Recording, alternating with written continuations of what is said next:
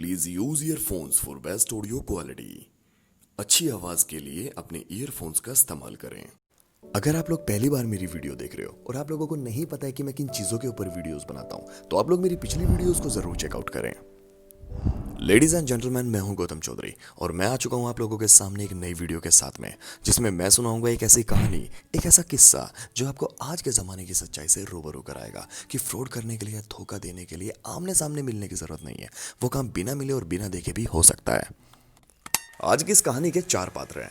दिल्ली में रहने वाला देव नाम का लड़का और उसका दोस्त गौतम, ये दोनों देहरादून के एक हॉस्टल में पढ़ते हैं। एक जानवी नाम की लड़की जो पटना के पास किसी गांव की है, और एक अनजान इंसान जिसको कोई नहीं जानता। तो चलिए कहानी को शुरू करते हैं।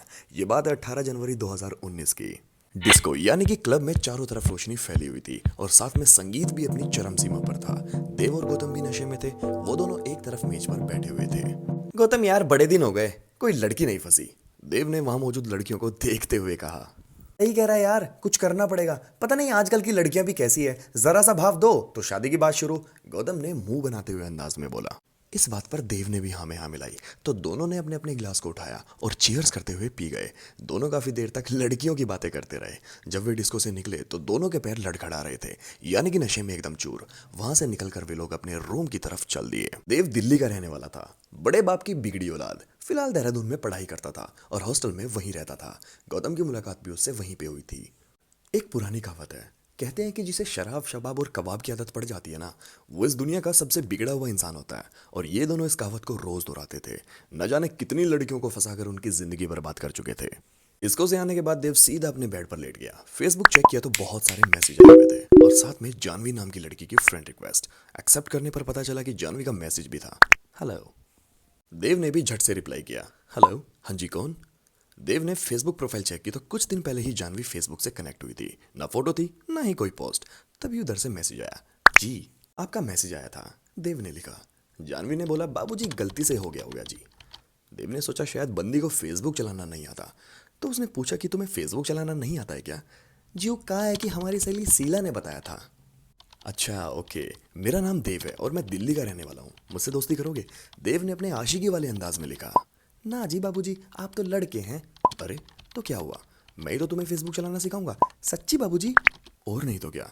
देव के दिमाग में इस लड़की को फांसने की योजना बनने लगी। अच्छा देव बाबू, हम जाते हैं, बापू बुला रहे हैं ना। इसी तरह चैटिंग शुरू हुई और देव उसको इम्प्रेस करने के लिए कभी कभी उसको शेरो शायरी भेजता और कभी कभी उसकी तारीफ भी करता।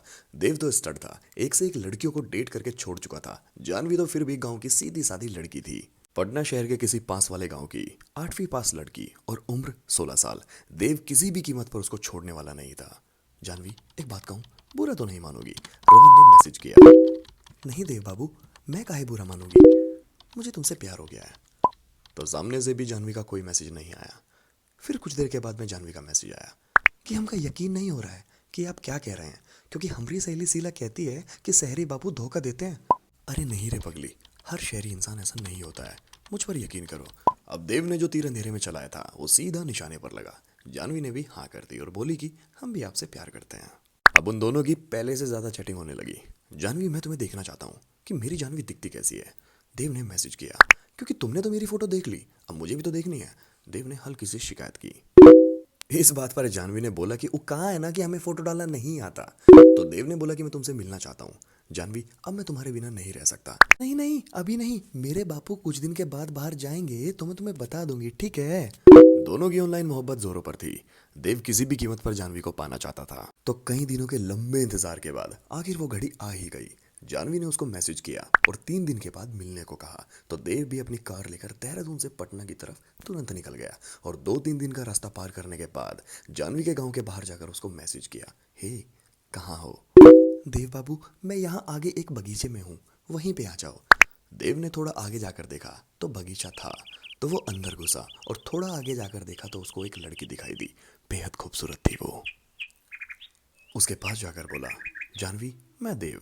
ये सुनते ही जानवी ने भी उसे गले से लगा लिया और देव ने भी उसको अपनी बाहों में समेट लिया। तुम बहुत सुंदर हो जानवी, उसने शर्माते हुए बोला कि आप भी। दोनों के बीच में बहुत देर तक बातें होती रही। देव ने जानवी से बड़े बड़े वादे किए, बड़ी बड़ी कस्में खाई कि वो बस उसी का है और सिर्फ उसी का रहेगा। उसके बाद देव ने बोला कि जानवी, कहीं घूमने चले। लेकिन जाएंगे कहाँ देव बाबू, अगर बापू आ गए तो। अरे ऐसे ही गाड़ी में सड़कों पर घूमेंगे और जल्दी आ जाएंगे। मगर अगर मगर छोड़ो, ये कहकर देव ने गाड़ी का दरवाज़ा खोल दिया। अब देव और जानवी दोनों कार में बैठकर घूम रहे थे। इतने में देव ने कार को एक किराए पर लिए हुए फार्म हाउस की तरफ मोड़ दिया। चाबी उसने पहले से ही ले ली थी, पूरा प्लान था। आधे घंटे के बाद गाड़ी फार्म हाउस पर आ गई थी। वहां पहुंचने के बाद में और उस जगह को देखने के बाद में जानवी थोड़ा सा सहम गई और उसने पूछा, देव बाबू, ये हमका कहाँ ले आए हो? अरे कहीं नहीं पगली, ये फार्म हाउस मैंने अपने रुकने के लिए किराए पर लिया है, आओ। इतना कहकर देव उसका हाथ पकड़कर उसको अंदर ले गया और कमरे में ले जाकर चिटकानी लगा दी।